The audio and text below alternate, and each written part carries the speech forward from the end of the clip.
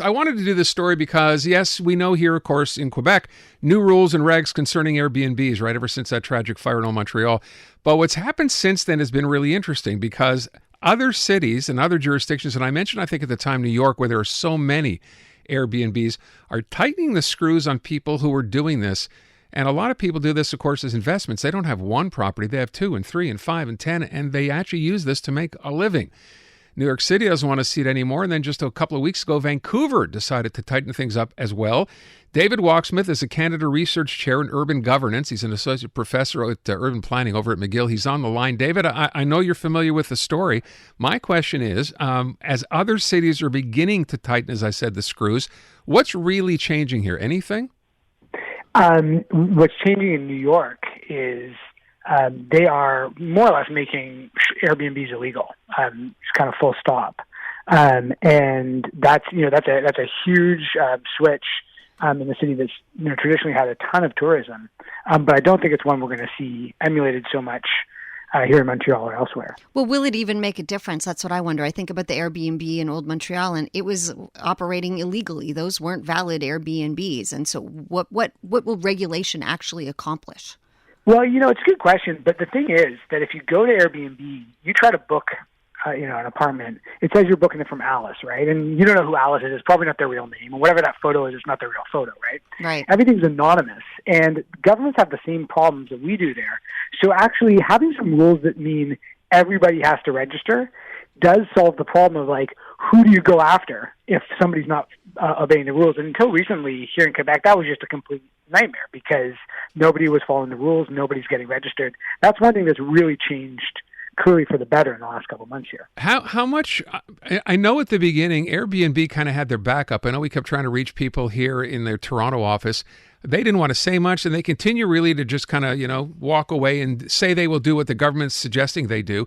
How much of this is incumbent on them? I mean, up until now, it's been just basically a money machine, right? People put their stuff up, they rent it out, they make their money. They don't want to get involved any more than they already are. So are they a willing participant in this? Airbnb has never once in the history of this company been a willing participant in any of these kind of rules. What they are is a reluctant participant that will eventually do what they're asked to do if the fines get big enough. That's just the basic truth here. And I think it's what happened in Quebec, right? Finally the thing that cracked them was the minister saying they're going to be fines of $100,000 a listing on Airbnb, right? And, that's enough money that you either follow the rules, you get out of the province. And they finally decide they're going to follow the rules. But that's what it took. So you're seeing other municipalities, enforce tougher rules. Do we worry about the future of Airbnb? I mean, is this going to become a business that just outlives itself? Well, I go back 10 years and think, Airbnb was a platform for home sharing, right? I mean, it's almost kind of easy to forget that, but it used to be a place where you got a spare bedroom or maybe couch. You're away, yeah, exactly. You're out of town for a weekend, let somebody stay in your place.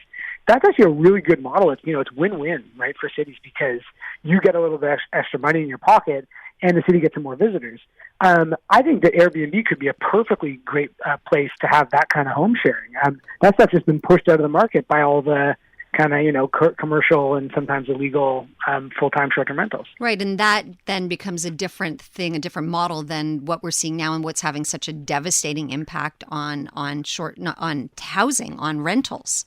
That's exactly right. I mean, the way I always like to say this is home sharing is a good thing, and I actually wish we saw more of it. The problem is all the home sharers got put out of business by people taking entire apartments, pulling them off the rental market and making them, homes for tourists instead. By the way, from what I saw, correct me if I'm wrong here, the idea in New York, and I think in Vancouver as well, if you want to be able to put a place up there, and I don't know when this takes effect, but the idea is you will have to be there with the person like you're describing it here at the same time. In other words, they can't be staying in your place if you're not there, right? Which is the original home sharing concept. That's what they're starting to do, are they not?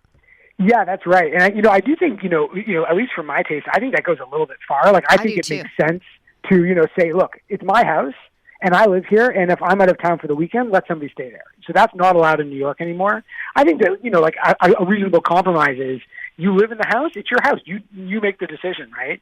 But the big thing we want to make sure we avoid is I just bought up 5 apartments on my block and I kicked out all the tenants, and now it's a bunch of tourists, So that's, Right. I think that's kind of the sweet spot there. New York's going further. They got a lot of hotels. I guess they feel like they can afford it. But I don't think that's really a model for Montreal. I still just have that feeling that the genie's out of the bottle here, that this is too far gone. And I think even if Airbnb pays the price and another platform will arise, I mean, it started on Craigslist for me a million years ago. So will not just another platform replace it and do it its own way as well? Yeah, I think there's some truth to that. To be honest, actually, New York, they passed a rule banning short-term rentals in 1929. Holy. Yeah, because, you had people kind of coming and staying in Hell's Kitchen near Times Square, in kind of these very short-term casual rentals. So they didn't even have to change their law to ban Airbnb. It was already banned 100 years ago. But I do think that, the technology makes it easier. We're going to see more competitors in this space for sure. But I think that's part of why it's important to just kind of get some good, simple rules in place, yeah. and just start pushing on the enforcement.